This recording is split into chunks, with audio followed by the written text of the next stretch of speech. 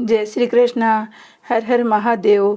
श्री शिव महापुराण कथा का 31वां दिन हम सब मिलकर सुन रहे हैं। जय श्री शंकर भगवान ने की जय। हमने कथा में शिवरात्रि व्रत की पूजा विधि सुनी, अब उनकी उद्यापन विधि सुनेंगे। शिवरात्रि के व्रत को 14 तक उद्यापन की विधि से करते रहना चाहिए। 13 के दिन केवल एक समय भोजन करके 14 के दिन रह रहकर व्रत करें। रात्रि के समय शिव मंदिर में जाकर शिव जी के समीप गौरी तिलक नामक मंडल की रचना करनी चाहिए। इसके बीच में लिंग भद्र आदि की रचना करें।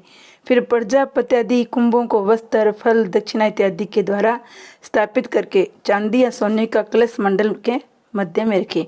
फिर अपने सामर्थ्य के अनुसार शिव जी और पार्वती जी की मूर्ति बनाकर स्थापित करें। उन्हें कलश पर बाएं भाग से पार्वती, दक्षिण भाग में शिव जी को स्थापित करें। ऋषि के साथ आचार्य जी का वर्णन करें। आचार्य की आज्ञा अनुसार विधि पूर्वक रात भर जाग कर करे। आह्वान से लेकर विसर्जन तक पूजन करते रहना चाहिए। रात में जागरण तथा शिव कीर्तन करे। प्रातःकाल नित्य क्रम स्नान आदि करके शिव जी का पूजन श्रद्धा व भक्ति से करे। शास्त्र विधि से हवन भी कराए। आभूषणों से सज्जित बछड़े सहित गो का दान करे। आचार्य को यथाशक्ति दक्षिणा देकर संतुष्ट करे। मंडप को सामग्री भी आचार्य को दे दे। इसके बाद शिव जी से प्रार्थना करें, हे देवादिदेव, हे शरणागत वंशल, हे महादेव, आपकी कृपा दृष्टि मुझ पर बनी रहे। आपकी कृपा से मैं इस कार्य को पूर्ण कर सका हूँ। मेरे साधारण सा व्रत भी सफल करे। इस प्रकार बोलकर उन्हें दंडवत प्रणाम करे और अपराधों के लिए क्षमा मांग ले।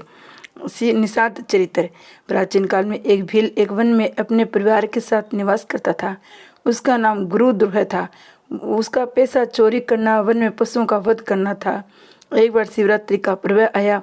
उस दिन उसके घर में कुछ भी भोजन सामग्री नहीं थी। उसके परिवार के सब सदस्य भूखे थे। सब सदस्य ने उससे कहा कि कुछ भोजन सामग्री लाओ, हम सब भूखे हैं। वह धनुष बाण लेकर शिकार को चल दिया। भाग्य से उसी दिन शाम तक वन में घूमने पर भी उसे कोई जानवर शिकार के लिए नहीं दिखाई दिया। रात हो जाने पर वह बहुत व्याकुल हो गया। वह सोचने लगा, खाली हाथ कैसे लौटूं? परिवार के सदस्यों को खाने के लिए क्या दूंगा? बहुत सोच विचार करने के बाद वह तालाब के किनारे एक बेल के वृक्ष पर रात बिताने के लिए बैठ गया। उसके पात्र में जल भी रख लिया। उसने सोचा, रात में जब कोई पशु जल पीने आएगा तब मैं उसका शिकार कर लूँगा। रात्रि के पहर प्रथम में एक हिरनी जल पीने के लिए तालाब पर आई। भील ने उसका शिकार करने के लिए धनुष पर बाण चढ़ाया। धनुष पर बाण चढ़ाते समय कुछ जल बेल पत्थर झड़कर नीचे गिर पड़े। भील के भाग्य से उस बेल के वृक्ष के नीचे शिवजी का ज्योतिर्लिंग स्थापित था। उसे अनजाने में जल और बेल पत्थर ज्योतिर्लिंग पर गिर पड़े। इस प्रकार भील के द्वारा शिवजी का रात्रि के प्रथम पहर में पूजा हो गई। इसे अनजाने में भील के पापों का नाश हो गया। भील के धनुष के टंकार सुनकर हिरनी ने कहा, तुम क्या करना चाहते हो? भील ने कहा, मेरा परिवार भूखा मर रहा है, मैं उन्हें भोजन देने के लिए तुम्हारा शिकार करना चाहता हूँ। ये सुनकर हिरनी बोली, तुम बहुत अन्यायी हो, तुम्हें जरा भी दया नहीं आती। यदि मेरे मांस से तेरे परिवार की भूख मिट जाए तो मेरा यह शरीर धन्य है। दूसरों के कष्ट निवारण से ही जीव प्रशंसा के योग्य हो जाता है, तो मेरा शिकार अवश्य कर लेते। मैं थोड़ी देर में आकर आप मेरा शिकार कर लो। मैं घर जाकर आती हूँ, अपने बच्चों को अपनी बहन को सौंप कर आती हूँ। अब तुम मुझे मारकर ले जाना। तुम मेरा विश्वास करो, मैं लौटकर अवश्य आऊँगी। यदि मैं लौटकर न आई तो मुझे पाप लगेगा जो विश्वासघाती को लगता है। हिरनी की बातों पर विश्वास करके भील ने हिरनी को जाने दिया। हिरनी लौटकर अपने बच्चों के पास गई। इसी प्रकार उस भील का रात्रि का प्रथम पहर का जागरण हो गया।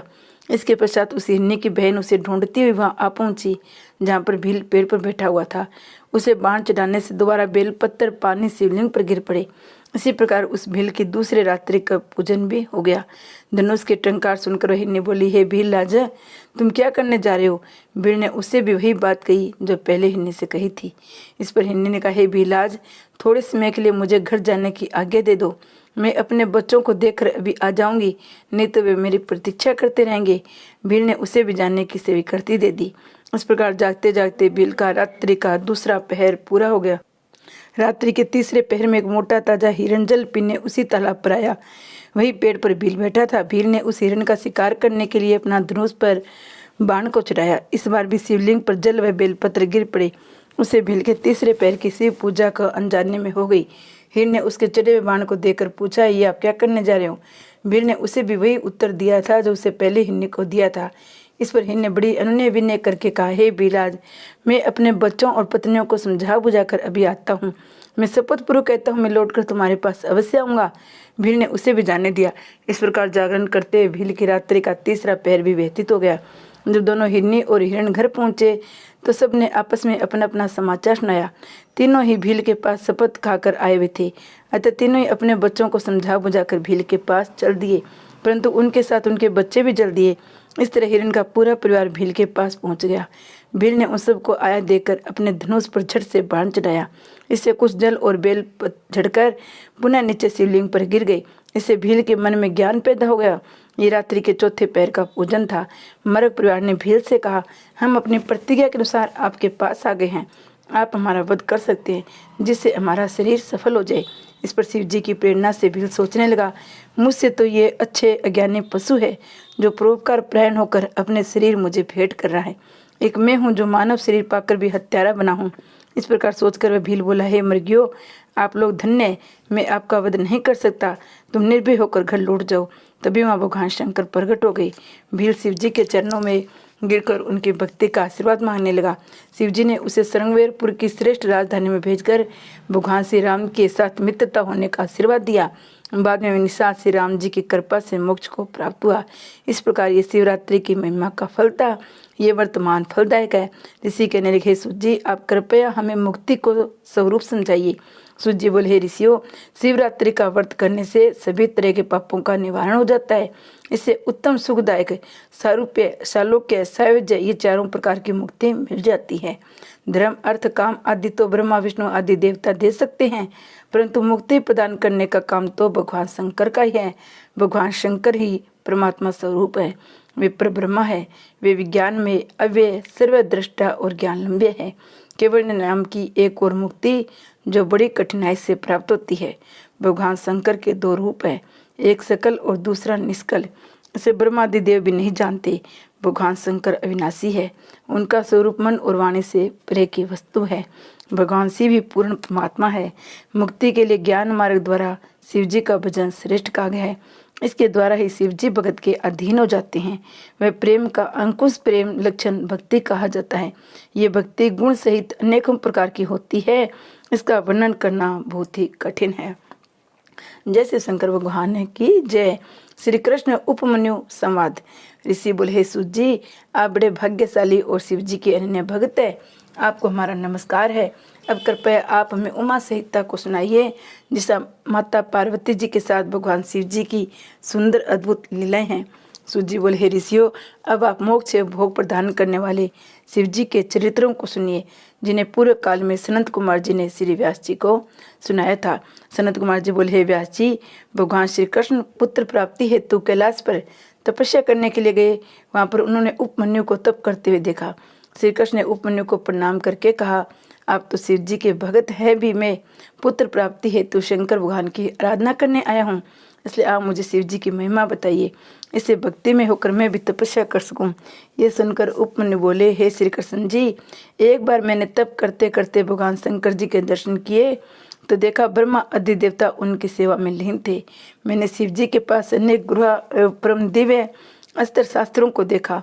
शिव जी का त्रिशूल तो इतना तेजस्वी है कि वह समुद्र को भी सुखाने की क्षमता रखता है। उस त्रिशूल के द्वारा भगवान शिव जी ने लवणासुर का वध किया था। मैंने त्रिशूल के अतिरिक्त उनके पास फरसा भी देखा था। उनकी तीनों शाखाएं भौं के समान थी। ये सूर्य था पासधारी यम के समान थी, उस पर सर्प लिपटे हुए थे। ये प्रलय की अग्नि के समान तेज धारा वाला था। इस फरसे से भगवान शिव ने परशुराम को भेंट किया था। इस फरसे से उन्होंने 21 बार पृथ्वी को क्षत्रियों से रहित कर दिया था। वहीं पर मैंने सुदर्शन चक्र के दर्शन किए थे। उसके 1000 मुख थे, 2 नेत्र व 1 पैर था। वह करोड़ों सूर्यों के समान प्रकाशमान था। वहीं पर मैंने वज्र के भी दर्शन किए थे, तेज धारा वाला चमक रहा था। मैंने वहाँ पिनाक नामक तर्कस युक्त धनुष के दर्शन किए थे। तदनंतर शक्ति, तलवार, तेजस्वी पास, अंकुश, गदा और लोकपालों के अनेक अस्त्र शस्त्र भी मैंने देखे। वहीं पर हंस युक्त विमान भी ब्रह्मा जी को बैठे देखा। शिव जी के दाहिने पर बैठे थे गरुड़ पार सवार विष्णु भगवान आयुधों सहित बाईं ओर बैठे थे। स्वयंभू आदि मनु, भृगु आदि ऋषि, इंद्र आदि देवता भी वहां उपस्थित थे। भगवान शिव के सामने नंदी त्रिशूल लिए बैठा था। भूतगण मात्रा आदि का सभी सेवा में उपस्थित थे। सभी मिलकर उनके प्रकार की स्तुतियां कर रहे थे। मैं भी हाथ जोड़कर भगवान शिव की स्तुति की। भगवान शिव जी प्रसन्न होकर मुझसे बोले, हे विप्र, मैं तुमसे खुश हूँ, तुम इच्छानुसार वर मांग सकते हो। मैं बोला, मुझे भूत भविष्य वर्तमान तीनों कालों का ज्ञान अपने भक्ति का वर प्रदान करे, मुझे परिवार से दूध और भात भोजन में मिलता रहे। शिव जी ने तथास्तु कहकर मुझे क्षीर सागर के पास रहने का वरदान दिया। बोले, व्यवस्था कल्प को देखोगे हे मुने, मैं हमेशा तुम्हारे पास रहूंगा। जब कभी तुम मुझे याद करोगे तो मैं दर्शन अवश्य दूंगा। इस प्रकार कहकर भगवान शिव अंतर ध्यान हो गई। हे श्री कृष्ण, शंकर भगवान की कृपा से मुझे तीनों कालों का ज्ञान प्राप्त है। भगवान शिव की दृष्टा प्रधान पुरुष सर्वेश्वर है, उनकी कृपा से सब संभव है। आप पुत्र की प्राप्ति के लिए शिव जी की आराधना कीजिए। श्री कृष्ण जी बोले, हे उपमन्यु जी, शिव जी की अर्चना से जो शिव भगत हुए हैं, उन्हें जो सिद्धि प्राप्त हुई है, उनका वर्णन कीजिए। उपमन्यु बोले, श्री कृष्ण, हिरण्यकश्यप ने शिव जी की अर्चना वंदना की तो उसे उन्होंने 10 लाख वर्षों तक इंद्र का निष्कंटक राज्य प्रदान किया था। उसने इतने वर्षों तक इंद्र का अपना दास बनाए रखा था। सतमुख नामक दानव ने शिव जी की आराधना करके 1000 पुत्र प्राप्त किए थे। शिव जी के शिव कृपा से ही ऋषि याज्ञवल्क्य वेदों के ज्ञाता हुए। व्यास जी ने भी शिव जी की कृपा से ही वेद एवं पुराणों का ज्ञान प्राप्त किया था। प्राचीन काल की बात है, शिव जी को क्रोध आने पर पृथ्वी का जल सूख गया था। तब देवताओं की प्रार्थना पर अपने कपाल से उन्होंने जल को निकाला था। राजा चित्रसेन ने भी शिव जी की कृपा से स्त्रियों पर विजय पाने में सफल हुए। निर्भय बनकर शिव जी की भक्ति में लीन हो गए थे। राजा चित्रसेन को देखकर गोपी का बालक श्रीकट भी शिव जी का भक्त बन गया था। शिव जी के सोमवार के व्रत के प्रभाव से सहमतिनी पत्नी के द्वारा अपने पति चित्रागत के यमुना में डूबने पर भी मृत्यु से रक्षा हुई। वे नागलोक में जाकर वहां से अपार संपत्ति लाई। चंचला वेश्या भी गोकर्ण क्षेत्र में जाकर तर गई। उसने अपने दुराचारी पति बिंदु को भी सदगति दिलाई। महाकाल नाम के महापापी हिंसक व्याध को शिव जी की कृपा करने से सदगति प्राप्त हुई। ऋषि दुर्वासा जी तो शिव भक्तों में प्रसिद्ध है। प्रजापति ब्रह्मा जी शिव भक्ति से सृष्टि की रचना करने में सफल हुए। मार्कंडेय मुनि शिव जी की अर्चना करने पर ही अजर अमर शक्ति संपन्न हुए। शांडिल्य ऋषि संसार में शिव भक्ति के कारण ही प्रसिद्ध एवं पूजनीय हुए। श्री कृष्ण इस प्रकार शिव की पूजा अर्चना करने से अनेक व्यक्तियों को सिद्धियां प्राप्त हुई है। आप भी शिव जी की अर्चना करके पुत्र प्राप्त कर सकते हो। ऋषि ने बोले, हे श्री कृष्ण, आप सिंह शिव जी के तपस्या द्वारा उनके दर्शनों को प्राप्त होंगे।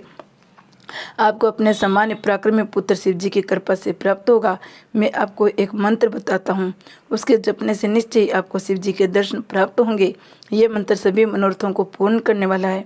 ये मोक्ष और स्वर्ग प्रदान करने वाला पंचाक्षर मंत्र ओम नमः शिवाय कहलाता है।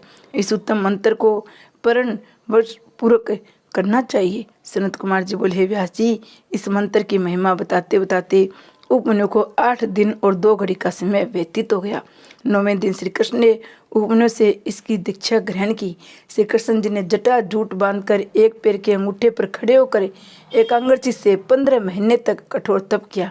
16वें महीने के लगते ही शिव जी ने उनको दर्शन दिए। स्तोत्रों से भगवान श्री कृष्ण ने उन दोनों को प्रणाम करके अनेक प्रकार के स्तोत्रों से स्तुति की। शिव जी के प्रश्न होने पर श्री कृष्ण जी ने उनसे 8 वरदान मांगे, जो इस प्रकार है। मेरी बुद्धि देव धर्म में लगी रहे, मैं समस्त संसार के अक्षय यश को भागी बनूं, आपके समीप मेरा निवास रहे, मैं आपकी दृढ़ भक्ति प्राप्त करूं, मुझे महापराक्रमी 10 पुत्र प्राप्त हो, युद्ध में घमंडी स्त्रियों पर मेरी विजय हो, समस्त योगी पुरुष का मैं प्यारा बना रहूं, मैं हमेशा आपकी भक्ति में लगा रहूं। श्री कृष्ण के इन वरदानों को मांगने पर परम कृपालु महादेव जी ने तथास्तु कहा। फिर माता पार्वती बोली, हे श्री कृष्ण, मैं भी तुमसे बहुत प्रसन्न हूँ, मेरे से भी तुम इच्छानुसार वर मांगो। इस प्रकार श्री कृष्ण ने कहा, हे देवी, मैं सदा ब्राह्मणों की सेवा करता रहूं, माता पिता का भक्त बना रहूं। पार्वती जी ने उन्हें भी वरदान दे दिया। इसके बाद शिव पार्वती अंतर्ध्यान हो गए। इसके बाद श्री कृष्ण उपमन्यु के पास गए, उन्हें प्रणाम करके शिव जी की प्रसन्नता की बात बताई। ये सुनकर उपमन्यु बोले, श्री कृष्ण, भगवान शंकर से बढ़कर संसार में वरदान प्राप्त करने वाला कोई दूसरा नहीं है, उनकी लीला अपरंपार है। हर हर महादेव की जय हो।